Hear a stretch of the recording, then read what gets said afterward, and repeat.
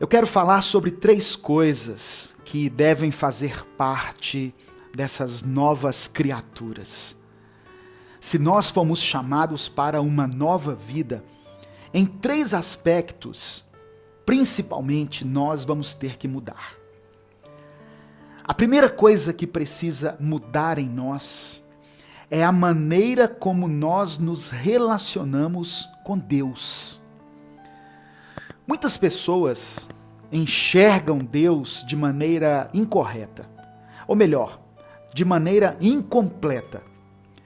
Muitos imaginam um Deus que é somente amor, um Deus que no final vai perdoar todo mundo, que vai fazer vista grossa para tudo, para os nossos pecados, e vai abrir as portas do céu e colocar todo mundo lá dentro. Deus é amor, sim, mas Ele também é um Deus justo. Salmos capítulo 116, no versículo 5, está escrito: O Senhor é misericordioso e justo, o nosso Deus é compassivo. Nós não podemos separar a justiça de Deus da misericórdia dele. Em Deus, as 2 coisas caminham juntas, em harmonia. A justiça de Deus é misericordiosa e a misericórdia de Deus é justa. Em Efésios capítulo 2, no versículo 4 e 5, está escrito assim: Todavia, Deus, que é rico em misericórdia, pelo grande amor com que nos amou, deu-nos vida, juntamente com Cristo, quando ainda estávamos mortos em transgressões. Pela graça, vocês são salvos. Quem é nova criatura tem temor de Deus no seu coração, o que significa que tem reverência pelo Espírito Santo e pela palavra do Senhor. Significa que a pessoa não somente ouviu a palavra, mas que também guardou ela no coração. Salmos capítulo 119, versículo 11, o salmista diz assim: Escondi a tua palavra no meu coração para eu não pecar contra ti. A nova criatura, então, ela tem essa visão correta de Deus. Um Deus que é amor, que entregou seu filho por amor, mas um Deus que é justo. Você precisa levar esse Deus a sério. Você precisa considerar o Espírito Santo como uma pessoa que está ao seu lado o tempo todo. Tem gente que fica constrangido com a presença de alguém e deixa de pecar por causa disso, mas não considera a presença de Deus na vida dela. Você precisa ter Deus como o seu Senhor verdadeiramente. A segunda coisa que precisa ser renovada na vida daqueles que aceitaram a Cristo é a maneira como nos relacionamos com o pecado. Quem é nova criatura não deve mais compactuar com o pecado. O pecado, ele vai acontecer sim, mas será como um acidente. Não deve mais ser uma prática na vida do cristão. Antes de nós conhecermos a Cristo e a palavra de Deus, nós não dávamos a devida importância à questão da santidade. Nós não reconhecíamos que o pecado nos afasta de Deus. Só que agora nós aprendemos essas coisas. Agora nós temos o Espírito Santo dentro de nós. E Ele é quem nos convence do pecado, da justiça e do juízo. Meu irmão, minha irmã, não adianta você ir na igreja todo domingo, orar, cantar louvores a Deus, ofertar, dar ali o seu dízimo, mas durante a semana continuar cometendo os mesmos pecados, continuar levando a mesma vida de pecado que você levava antes. Leia comigo o texto de 1 João, capítulo 3. 1 João, capítulo 3, do verso 6 ao verso 10. Olha o que a palavra do Senhor diz. Todo aquele que nele permanece, em Jesus, né, está falando aqui, não está no pecado. Todo aquele que está no pecado não o viu nem o conheceu. Quem anda no pecado significa que não viu Jesus, não conheceu a ele. E o apóstolo João continua dizendo assim, olha, filhinhos, não deixem que ninguém os engane. Aquele que pratica a justiça é justo, assim como ele, Jesus, é justo. Aquele que pratica o pecado é do diabo, porque o diabo vem pecando desde o princípio. Para isso, o Filho de Deus se manifestou para destruir as obras do diabo. Todo aquele que é nascido de Deus não pratica o pecado. Verso 9. Todo aquele que é nascido de Deus não pratica o pecado, porque a semente de Deus permanece nele, a semente de Deus está dentro dele. Ele não pode estar no pecado porque é nascido de Deus. O pecado vai ser um acidente na sua vida.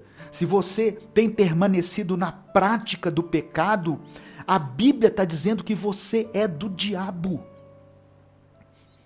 E o verso 10 fala assim, desta forma sabemos, João está dizendo assim, dessa maneira nós conseguimos identificar quem são os filhos de Deus e quem são os filhos do diabo. Quem não pratica a justiça não procede de Deus, e também quem não ama seu irmão. Amém, meu irmão? Você recebe essa palavra aí em nome de Jesus? Ah, pastor, aceitei Jesus, mas eu estou atolado no pecado. Talvez você não aceitou ele verdadeiramente. Talvez você precisa hoje fazer uma aliança verdadeira com ele, sabe? Tomar uma posição de crente mesmo, de alguém que tem temor de Deus. O Espírito Santo, ele nos convence, irmãos, do pecado, da justiça e do juízo. Ele nos mostra qual é o nosso pecado. Ele revela para nós que existe uma justiça de Deus que será cumprida. E ele nos mostra o juízo, ou seja, que nós podemos estar em condenação. Se você diz que aceitou Jesus, você está na igreja, você tem até cargo aí na igreja, faz parte do louvor, da liderança, é de ministério, tem título aí de presbítero, de diácono, que seja o que for, mas você continua praticando o pecado, você tem permitido que o pecado domine a sua vida, você não conheceu a Deus, você não conheceu a Jesus verdadeiramente. E essa é uma posição muito perigosa, porque você está vivendo em condenação, você está invalidando o sacrifício de Jesus na sua vida. Você somente ouviu a palavra, conheceu a palavra, mas você não a recebeu, você não se posicionou de forma verdadeira, de forma convicta no seu coração. Se você aceitou Jesus, demonstre isso com as suas atitudes. Amém? Em nome de Jesus. Se isso testifica no seu coração, coloque aí nos comentários. E a terceira mudança na vida daqueles que são feitos novas criaturas é a maneira como nós nos relacionamos com as pessoas. 1 João capítulo 4, versículos 20 e 21, está escrito assim: se alguém afirmar, eu amo a Deus, mas odiar seu irmão, é mentiroso. Pois quem não ama seu irmão, a quem vê, não pode amar a Deus a quem não vê. Ele nos deu este mandamento: quem ama a Deus, ame também seu irmão. Você já viu pessoas que dizem assim: eu amo a Deus, mas eu não aguento os irmãos da igreja? O que está dizendo aqui no texto, né? O que o apóstolo João está dizendo aqui é que se alguém diz que ama a Deus, mas odeia as pessoas, essa pessoa é mentirosa. Porque não tem como você amar a Deus que você não vê e deixar de amar o seu irmão que você está vendo. Quem ama a Deus, expresse esse amor servindo aos irmãos, amando as pessoas. Não tem como, irmãos. A pessoa tá brigada com todo mundo, tá de mal de todo mundo, ressentida com todo mundo, mas ama a Deus. Não, ela não ama a Deus. Quem ama a Deus, ela consegue perdoar, ela consegue relevar, ela consegue conviver com as diferenças. Amém? Não adianta dizer que nós somos novas criaturas se ainda temos conservado as velhas intrigas com as pessoas. Se o nosso coração verdadeiramente está em Cristo, se somos novas criaturas, por que nós não conseguimos perdoar? É porque nós não tivemos ainda a dimensão do tamanho do perdão que recebemos de Deus. Por que ainda temos tanto ressentimento? Temos que pedir a Deus que mude o nosso coração, que transforme a nossa mente, para que nós possamos enxergar as pessoas da maneira como Deus as enxerga, com olhos de amor e de misericórdia. Meu querido irmão, minha querida irmã, Deus quer estabelecer um tempo novo na sua vida. As coisas velhas, Deus quer virar a página. Deus quer fazer de você uma nova criatura.